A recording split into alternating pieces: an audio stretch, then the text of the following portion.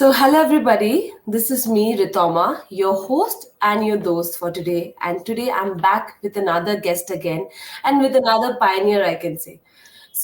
Right now we will be talking about Mr. Kumaresh Tanthullu. Give me a little introduction before we start off the episode. In this episode, we will have the distinct pleasure of welcoming Kumaresh Tanthullu to the podcast, a luminary with over 25 years of leadership and technical proficiency in shaping the landscape of manufacturing. His education qualification is quite impressive too. He has done his master's in engineering and management from MIT Sloan School, bachelor's in production engineering from Indian Institute of Technology, Madras.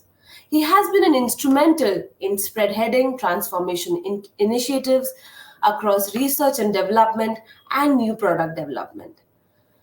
His cross disciplinary expertise, lean, manufacturing, product designing, computer aided engineering, product lifecycle, in enterprise resource planning systems, and many more. His innovative and tactical approach has enabled the organizations from startups to well established enterprises to streamline their operations, enhance productivity, and secure a competitive edge in the market. Today, Kumaresh Tanthullu joins us to impart his vast insights and discuss the dynamic roles of PLM and ERP technologies in the manufacturing industry. Without any stop, let's welcome him again. Hello, Mr. Kumaresh, how are you? Hi, Ritama. Thanks. Thank you very much. How are you doing? I'm great, sir. How are you doing? How's the weather out there? I'm good, and thanks for the great introduction. I never had such an introduction. No, you deserve it actually. Like I think the introduction is slightly shorter than the resume you've got. The 25 years of experience can be summed up in this little introduction. So yeah, that's this much I could do for. Okay. So how have you been how have you been feeling about this podcast? Like tell a little bit about that since we have started connecting with you, the team and me both. So how are you feeling right now? Yeah, to be honest, this is my first podcast, so I don't know. So this is going to be good or bad, I don't know. But I'm kind of enthusiastic and interested in sharing my 2 cents of what I've learned in a career, what I have done so far. Yeah. Even more than you are excited, I am, and the audiences are more excited to hear 2 cents from you, because this is just as like calling a pioneer into the show, and they're imparting their wisdoms and their knowledge with us. It's the best thing ever. So even in the process, Okay. Thank you. I learn a lot. So Okay. without any like further ado, I'll just dive into the questions. Is that okay, sir? Oh yeah. Please go ahead. Yeah. So my first question goes like, with over 25 years of leadership in IT and digital transformation, could you walk us through your professional journey and pivotal moments that shaped your career in the field of discrete manufacturing? Yeah, it's a very good question. So, to start with, I think I can start with my bachelor's degree. So, I did my bachelor's from what we call today as NIT, National Institute of Technology. At the time, it was Regional Engineering College in Tamil Nadu. So, from there, through campus interview, I got selected for Bajaj Auto Limited, and I was posted in the Aurangabad manufacturing plant. So I was worked there from 98 to 2000. So around 2000, there was an opportunity and also some kind of, I don't know the exact background, probably the use of ERP data, the way I used innovative ERP, the ERP data innovatively in the manufacturing shop floor. So that gave me an opportunity for a sponsored study at Indian Institute of Technology, Chennai in automotive engine design and technology. So while I was doing my master's in MIT, I think that's where a pivotal moment happened. There was a special guest, Mr. N.V. Iyer. So he was a general manager at Bajaj Auto Limited, but I haven't met him when I was in Bajaj, but I met him for the first time when I came to the IIT campus. At the time, that's the first time I heard the word product lifecycle management. I've never heard that before. So Okay. there he kind of, explained the philosophy and the technology in a very interesting way, like how products are managed from cradle to grave. I have never seen the use of the word cradle and grave in the same sentence. That was the first time. So since then, I was fascinated about the complexity as well as the challenges and the benefits of the projects, but I don't know how to get into. So the idea of the sponsorship program was you do a special study at IIT, you do a project, and then you will be posted in the design center in Pune, India. So there you continue the R&D work. So I finished my master's. I came started and working in the noise, vibration, and harshness area. So I had a very good mentor, Mr. Dr. M. Amberdaker, so who took good care of me. And then in the 2005 period, Bajaj was really big into ERP systems, and also they had a very big initiative to start the PLM.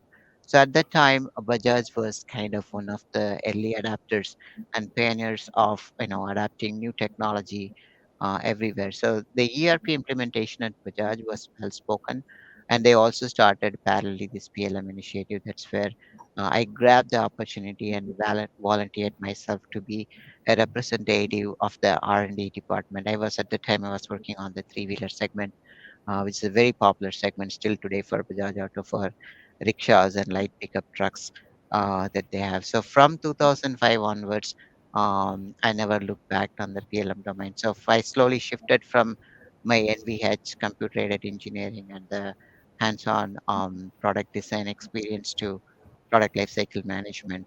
So and then I came to do my masters in 2000, end of 2010, that's 2011 and 12. And after that, I continued the same in PLM and ERP operations in companies in US like Allison Transmission, Kennametal, and my current company Sloan. So this is so far my professional journey was. Yeah. Thank you so for sharing. See, I told you that the introduction was short, actually, but I feel this is the real introduction, audiences. So I hope you guys heard his introduction, how he has done his education. From there, he shifted to his career, and then how he has transformed in his career. So I'll go next to the next question. So, sir, uh, what initially drew you in specialization in lean manufacturing, and how it Okay. focused in influence your approach to PLM and ERP system in research and development? Okay. To be honest, I was not actually interested in lean manufacturing. But Okay. my father had a small foundry when I was in my eighth grade and ninth grade. Through my eighth grade and 12th grade, my father had a small aluminum foundry where it has a small casting machine, and I used to go there and work there in the foundry. I had a little bit of interest there at that time, but it quickly got deteriorated. But as you may call it, destiny or something like that, I got production engineering as my bachelor's at MIT. So computer it was at that time it was competitive, but it did not stop us in pursuing any computer interest at in the college parallel. So I continue doing my bachelor's in production engineering. At the same time, I also learned the what we call the basics of PLM or PDM system, like a CAD application, 2D software and 3D softwares, computer aided engineering in the college itself. Luckily, the NIT Trichy, it comes under central government management of colleges, and luckily they had lot many facilities in that campus. So that kind of helped me to use the opportunity there. So when I got placed in Bajaj, it was the first 2 years. They usually call this as a military camp in Aurangabad. It's a very harsh, very intense Wow. environment at the time. So at that time, Bajaj was aiming for a total productive maintenance of certification. There were like around 150 graduate trainee engineers Bajaj recruited from different colleges, and they have been given specific exercises to increase the overall equipment efficiency of the manufacturing cells. I happen to work in connecting rod and crankshaft parts that used in motorcycles and sometimes in scooters and rickshaws also. So Okay. from there, I didn't realize that those 2 years of experience will become very, very useful and crucial for my career in PLM. So when we started doing and designing in PLM, I realized that not many people from like um, operations or manufacturing background come into PLM domain as functional consultants. So that experience, that hands-on experience, gave me a unique edge in how I represent myself. And I was also at the same time put myself in a manufacturing engineer or a machine operator shoes and see how some of the key design decisions that we make in the implementation or the design of PLM system would ultimately impact him. So I was not like really keen into lean manufacturing, but I embraced both lean manufacturing and computer technologies, at the same time. So that I think that helped me. So destiny happened somewhere, Oh like yeah, for you. maybe yeah. Wonderful, wonderful. So I would like to know more about this journey. So let me hop into the next question. So for listeners who may have not been familiar with PLM and ERP, Okay. can you explain these concepts and how they intertwine to Okay. create robust environment for production development or Good. Yeah. product development? Very good question. Very good question. So, I try to, I will attempt to explain this in simple terms. So, PLM, the full form is called Product Lifecycle Management. Uh, Um, Luckily or unluckily, there are many, many, many, many definitions of PLM, and sometimes it could be a misnomer also. So, in short and simple terms, what we could say is this is a kind of business philosophy and business process and the technology that helps to maintain data or information that gets generated throughout the product lifecycle management. So some of the key events or the milestones that happens in the product design as how a customer requirements are being captured and how marketing gives their input in which products to prioritize to get into the market and how the prototype gets built and how the initial designing happens and what is the cost estimate or the engineering bomb that gets created during that period and how the prototype testing happens and how it's sent to mass manufacturing. I kind of very grossly and oversimplified the product design and development process, but that's the total, um, bandwidth of the PLM. So there are um, many technologies and integration with technologies happen even within PLM also. So if you take ERP, like its full form is Enterprise Resource Planning, SAP, Oracle is one of them. And traditionally, SAP or any ERP system is made or being used for the what they call the back office operations, like in HR, finance, manufacturing, materials planning, and supply chain management. So technically, a company, but depending on size or complexity, they can have a standalone PLM system and they can have a standalone ERP system. However, the part that when they intertwine it's the synergies of these two system, they kind of explode. They kind of explode in terms of the information quality and the reach that it can have to people working in the front end design of the company, like engineers, testing, quality, and in the back end of the company, like purchasing, supply chain, and operation people. So it kind of tries to breaks down the silo and merge the organization into one. So there is usually a tendency, what they call the throw it over the wall syndrome. So my job is done now; it's all yours. So that the PLM and ERP together tends to break down this what is this mentality of the people and then tries to integrate all the data. So by integrating these two, it has a significant impact on how people access information and how get the latest information or the right information at the right point of time. So that's how it kinds of helps in the product design and development to incorporate any past failures into account or to incorporate any warranty information or to get critical inputs at the right stage from the right people in the overall cycle. So I think that's how it helps with product development. Wow, that's like that was the best example and the best explanation for product life cycle and the entire EIP technologies. And thank you so much for that. So No problem. with the process of doing the podcast, even I am learning, like I said. So thank you Okay. for. Now, my next question goes like, how does Okay. the implementation of PLM and ERP technologies differ in smaller companies as opposed to larger companies? Okay, so as I said before, for smaller companies, like in the sense like it depends on their scale and complexity. What they do, it can be as primitive as like they use a simple Autodesk software or a simple three-dimensional software with no PDM system.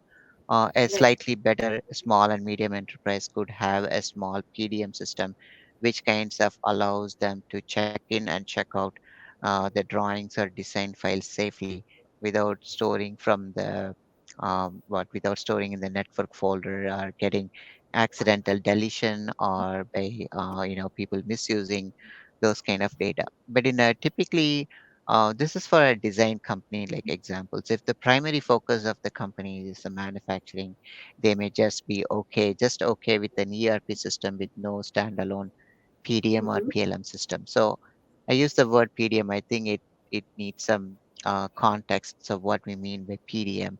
PDM is product data management, and PLM is product lifecycle management. Product lifecycle management is kind of a big brother of PDM.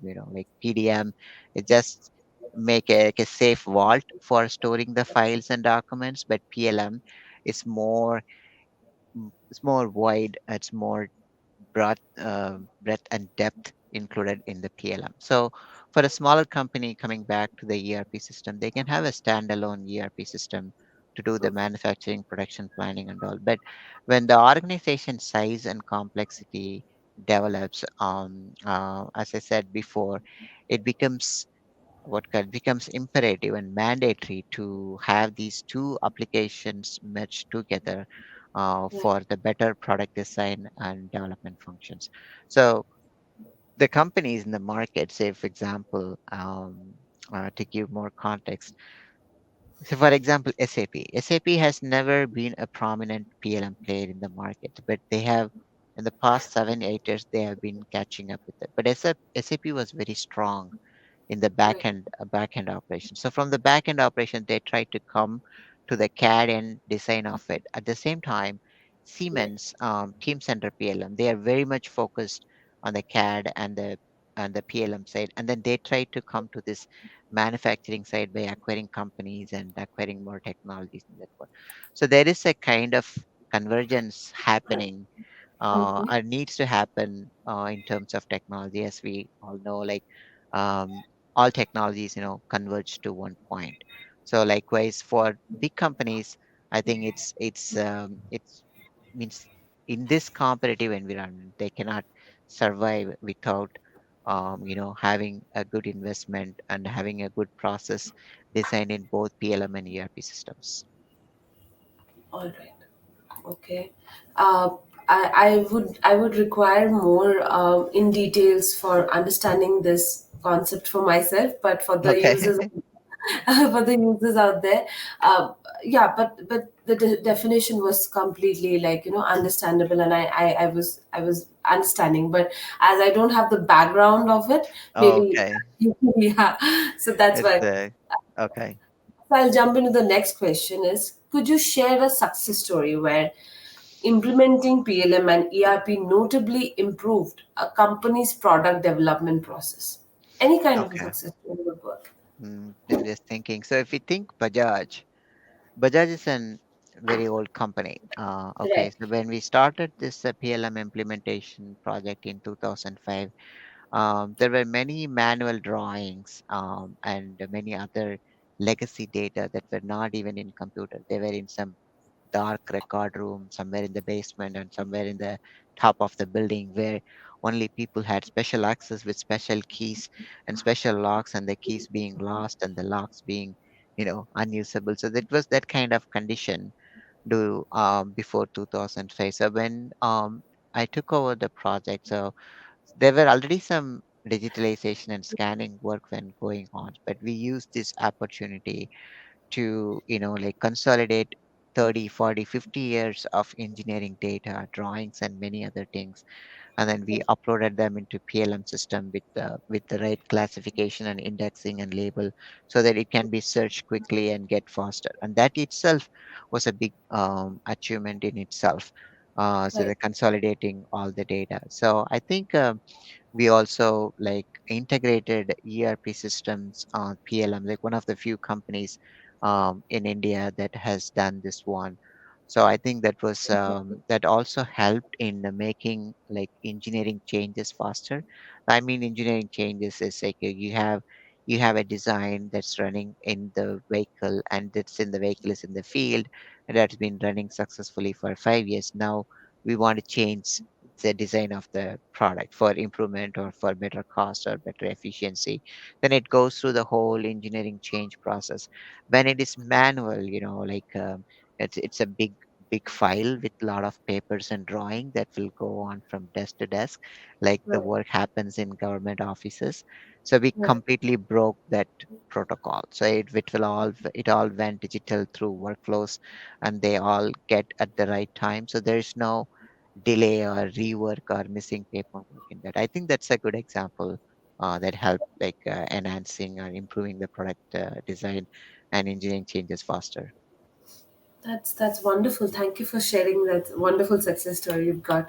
So we'll dive into the next question, and could you please tell me that implementing sophisticated system like PLM and ERP often comes with its own challenges?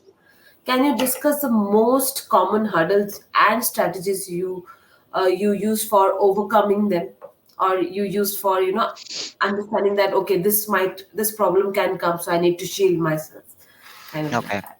So we said about the PLM and ERP. They are like heavily um, technically oriented, complex implementation project.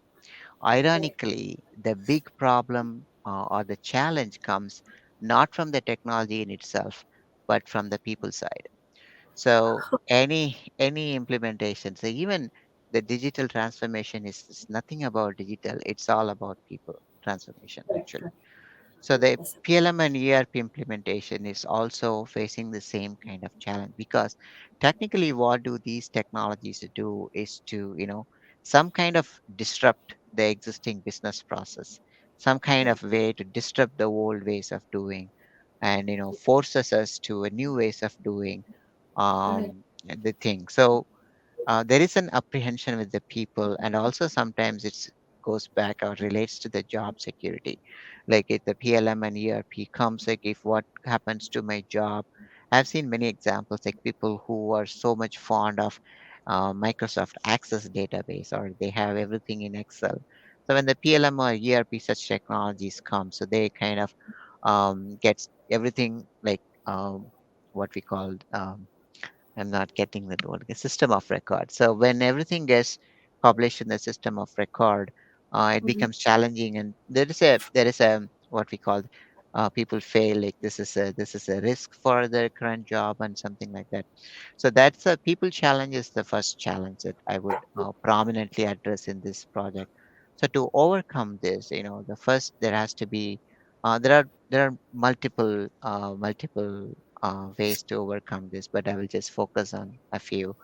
Oh, first thing is there has to be a lot of management buy-in for the project that we go in, to what we do in, because it needs some kind of organizational leadership from the top end to drive the project as well. And this is I think is crucial for the project. Apart from so management gave it like a budget for the implementation, that alone is not enough.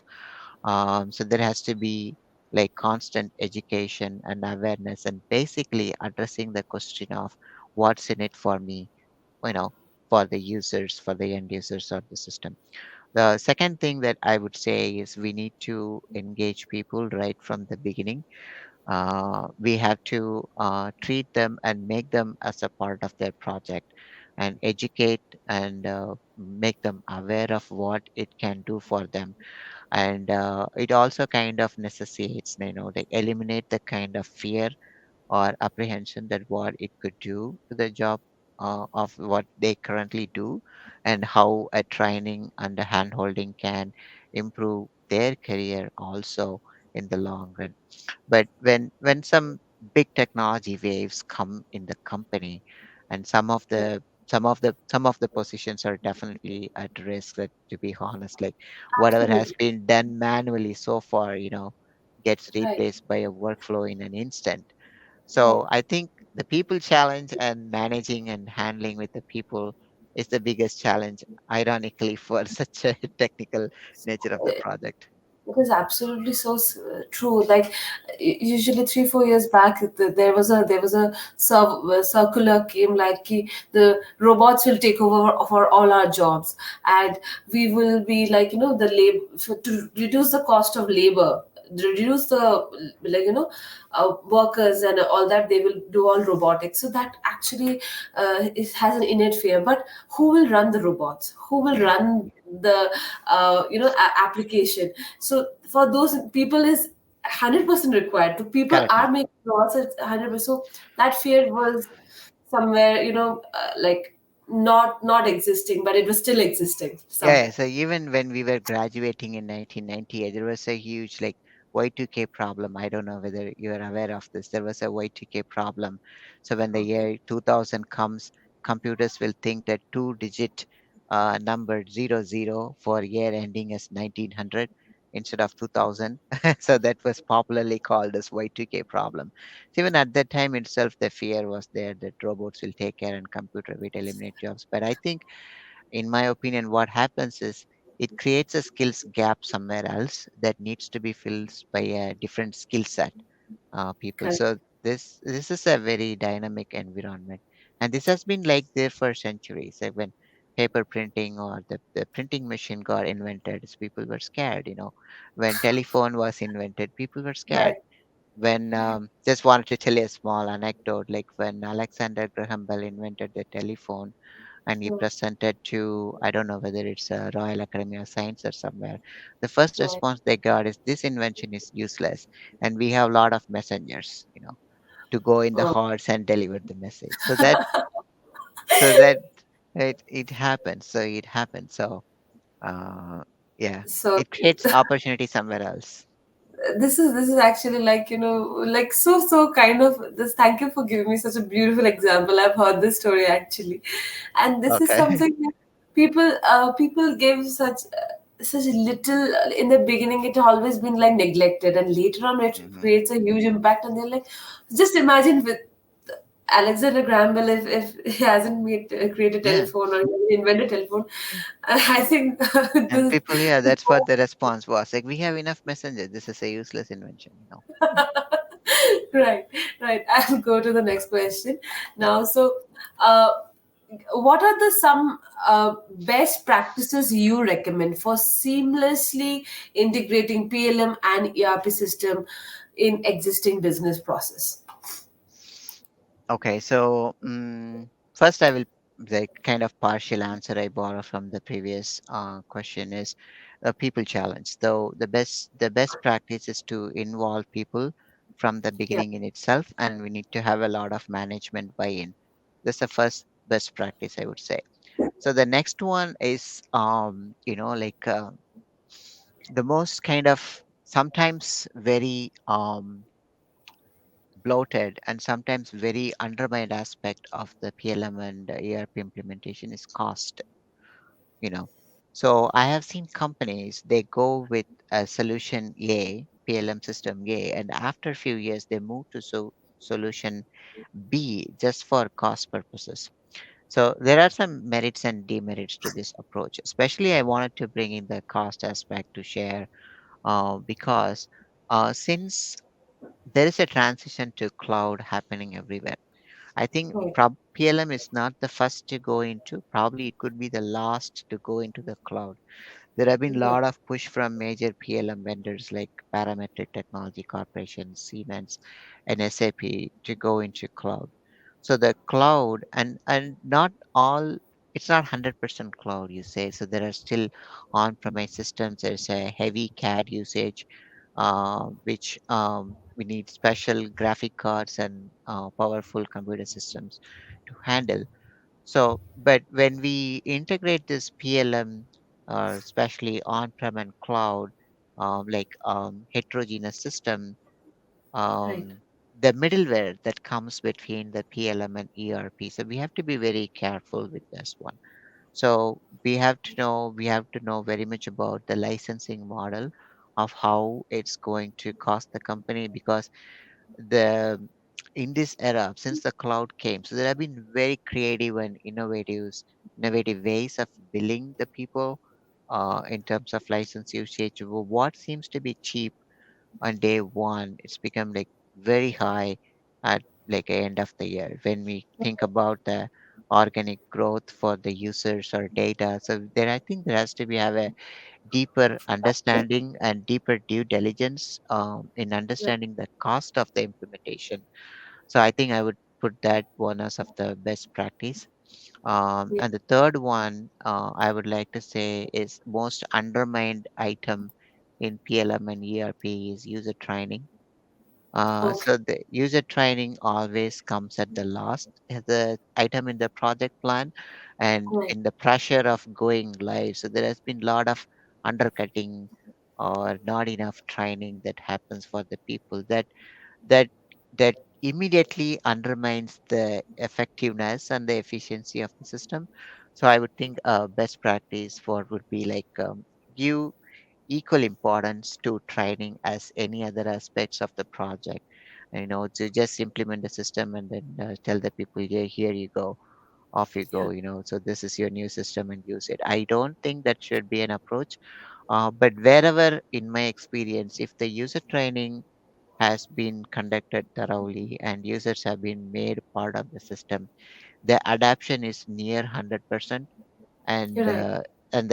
the enhancements happen, they very fast in the system, then people will start liking the system, and that has a snowball effect of implementing new process and systems and many other things that helps the company as well as the users very much. So I would put these as some of the best practices.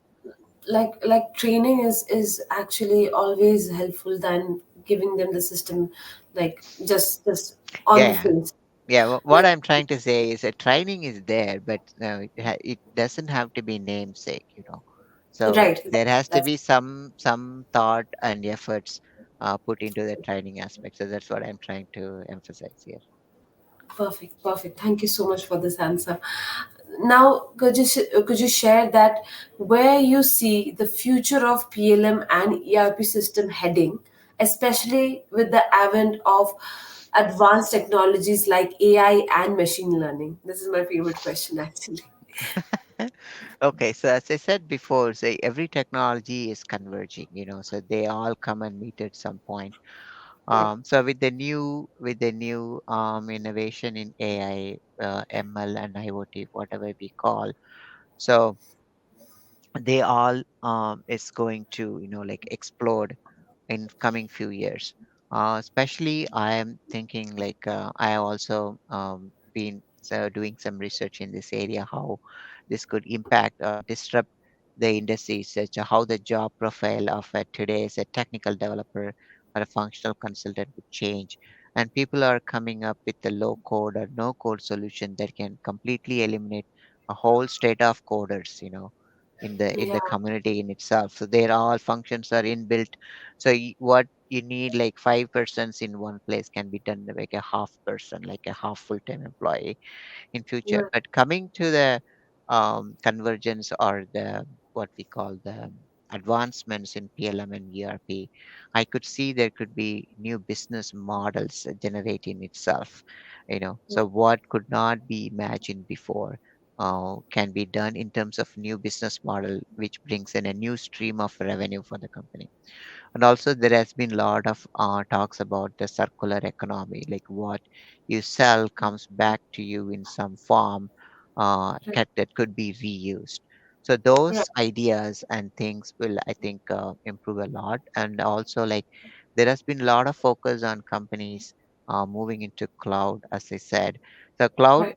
is not like cloud is kind of a necessary evil. It's a friction like thing. So we don't want friction to have an energy loss, but we need friction to run things. It's cloud has become a kind of a necessary evil. Even if you don't like it, you have to adapt it someday. You know. Right. So, but let's if we look on the bright side of the cloud, so there have been a lot of environment, health, and safety um, in combination with PLM. So technically, EHS that we call Environment, Health and Safety has always been a product as a part of the product lifecycle management, either in design stage or manufacturing stage and shipping stage. Like you Right. handle chemicals during manufacturing and you transport lithium ion batteries in the packaging and distribution, and then um, it and then you use nuclear element in itself in nuclear reactors. So at any stage of product design and development, there has been a lot of concerns about the EHS. But the new cloud technologies, I think the combination and the combined use of PLM, EHS, and ERP has been happening a lot. So I think those kind of things will, expand in future. That's what I read and found about interest. I'm not like professing Like about the future is foretelling or fortune telling the future, but this is some of the elements that I have read and talked to my but colleagues but about. the future you just predicted it's better than any person who does not have the knowledge in predicting the future. You studied it and you did the research and development on this Yeah, and you're predicting the future. That is more but sane. yeah, I think the future is always unpredictable. Even Nostradamus or Warren Buffett, whoever it is, even Steve Jobs could also not predict future. We can all Right. predict to some extent, but never to the fullest extent how things will change shape and how it will impact us. We can never 100. be confident about future, but we can be optimistic. We have to be, but Right. the true nature of future we can't predict. Right. Very true. Very true. That's like the most like I've heard this term somewhere. Ki change is permanent. Yeah, change That is is permanent. that is some- yeah. Yeah. That is what Yeah, in 1978, Nike Mhm. published its first um, business statement. I don't know whether it's a business memo or agenda. The first Okay. sentence says, "Change is our business." It's not Wow. about shoes. It's not about apparels. It's not about anything. It's about the change. So the first Correct. sentence, 1978 Nike release was "Change is our business." Wow. That's so. Thank you so much for sharing it. Okay. So I'll go to the next question. Mhm. So how have PLM and ERP systems evolved during your time in the industry, and how do you abreast of the latest development? Like, if you give me the Yeah. Yeah, the growth of PLM and ERP has been tremendous. okay, Um, and also, like, I also seen some like cultural shift in the companies of between like PLM and technology. So the companies like Siemens, SAP, and PTC, they have right, grown independently. They have pushed the boundaries of technologies to a new extent, and they have also made like interesting collaborations. Like right, SAP and Siemens were competitors before. Now they are collaborators. So the yeah, market itself is consolidating, yeah, but PLM and ERP has grown a lot in terms of breadth and depth. So they have created many platforms for IoT to work in smoothly, like Internet of Things, and to incorporate AI and ML as we discussed in that one. So the what we had like a simple network storage time type um, culture or the environment to a simple PDM system. So right, now it has grown enormously, tremendously. correct, The market itself has grown. The processes, the kind of processes that have been implemented has been grown, and it right, has been like a kind of all encompassing technology. So PLM being at the forefront of the product design. So it Okay. has been tested and it has been like made more accommodative of the new technologies in itself. So, how do I keep abreast of this new technology? That's a very good question. It's very hard, actually. Very hard. And this is one has to be actively seeking for what's happening in the environment. So, one Right. way I do it is to I try to go to network events. That doesn't get materialized all the time, but and we have to talk to like-minded people in the environment. So, and then we have to keep our eyes and ears open for what it is coming. So that's how coming. I'm not completely active, but I'm kind of partially active in this environment on what's coming up. And networking, I think, is the best thing. It's kind of we don't have to reinvent the wheel via networking. So you will get abreast with new technologies by networking. Yes, and like this, yes, sharing your knowledge. So there are some people who know a little bit about the subject, and they once they listen to you, they'll know more about the subject, and it Yeah, adds knowledge gets adds on. Like it correct, does correct. not diminish. So it's so apt actually. So I'll come to the last question of our podcast, and I wish there were more questions, but as I know that it's quite late over there as well, so I won't waste much of your time. So, what advice you would give to the professional who are looking to build their career in managing and deploying PLM and ERP solutions? Hmm. Yeah, this is a different question, like for example, if someone wants to get into a PLM and ERP, there is no straight path, unfortunately. So Okay. it's not a subject like something it's taught in colleges, and it's not like something you taught into a training center. So Right. people get into an PLM and ERP mostly by accident. It's not because like they plan to have a lot of passion into PLM and come. So given I don't know this scenario will change, but given the nature of people getting into the PLM, Right. so there are there, as I said, so there are some barriers to get into the PLM and ERP itself. But what I would say to people is, focus on the business process and whatever industry that you are in. So Yeah. whenever you get an opportunity to get into this one, please grab this one. So when 2005, PLM was considered niche industry and niche technical skill, and still today Right. is considered the same. Right. So where like some of the materials planning and supply chain management have come to the mainstream, where you Right. find a lot of people for the same applications. The PLM, some kind of still remained elusive from the time, and it has maintained its nicheness. So I'm not saying this like this is special or something. So somehow because of the barriers to get into this are much more higher, and as I said, it majorly happens by accident. There are less people and less kind of incoming people in this new technology. So my thing would be like keep your eyes and ears open if you're really interested in PLM. Look for some opportunities within your company. Right. Participate yourself in the implementation. Volunteer yourself. It doesn't come automatically. So volunteer yourself.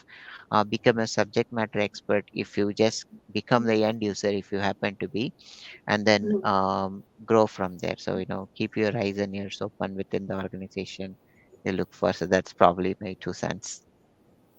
So for this question, I have a sub question for this. Like, Yeah, go ahead. so for a, for a PLM expert, for a ERP expert, what are the qualities a person should have innately to get into this industry? Like, suppose you have certain background of engineering and product life cycle and product engineering. So, what are the certain skills and like who are those people who can easily navigate through this path? If Okay, you can. so it's a very good question. So if you ask like what are the qualities of a programmer, you can say he should be good at problem solving and analyzing the problem. Right. But it's just for the PLM, if you ask the same question, Right. I would say, in my personal experience, they have to be both analyzer and a synthesizer at the same time. So Okay. analyze is something like you break down the problem into parts and solve it. Synthesize is the opposite of it. So you build it from the bottom to the top so that you see the overall process from end to end. So you take a task, you break down into its parts and solve at the lowest level. But synthesizing, you see the problem end to end. I think this flip in mindset and where to use when, what Right. kind of methodology, I think that's unique to this PLM and ERP, because this is all about problem solving at one point without forgetting the vision that this solution is for the end-to-end process. I think that's kind of unique about this PLM and ERP people skill, I would say. Wow, that's something like interesting. So, sorry viewers and audiences out there, we have to, end the questioning here, because if I had the chance, I would have kept asking questions and what is it, what is that? Because, so I'll just ask all of you guys to be stay like inquisitive about what is happening. Be have that question mark in your head all the time. And as Mr. Kumaresh has already given his time, his knowledge, so thank you so much for coming to the show, sir. It was lovely, lovely, lovely to have you here. How Thank are you you very feeling much. now? Thank you very much for inviting. As I said, this is my first first podcast. I think I enjoyed our conversations. I think your questions were really great, and it made me think, and it also made me to travel down the memory lane to get some answers and get an opportunity for me to thank the people who helped me in the process, like Mr. NV Iyer, Dr. Amberdekar, and many other people who have been patient with me, in the past. So it's a good opportunity. It's a gratitudeous feeling to have been interviewed by you and giving an opportunity to go back to my career and think about some people. Perfect. Thank you so much for your Thank you time. very much. Even my CEO, Mr. Alok Kumar, when I told him that okay, I'll be doing this interview with Mr. Kumarish. Oh, Kumaresh, okay, God, you do it, do it. He just listen to him, okay? Just listen to him. Okay. He was so he said that he just listen to him. He has lots to say. Take down notes, like understand what he's saying, and like he if like he was regretting the fact that I was taking your podcast. Oh, Like he okay. was so yeah, but he was extremely happy to have you on board, and thank you so much. And I hope we'll have many more episodes and many more Okay. podcasts. Sure, And I definitely. yeah, so thank you so much again, Thank you and very much. I wish you have a good night, and have a blast for the New Year's and the Merry Christmas to you and your family. Oh, you too. So Yeah, thank you thank so you. much. Thank you very much. Thank you. Bye. Bye. Bye.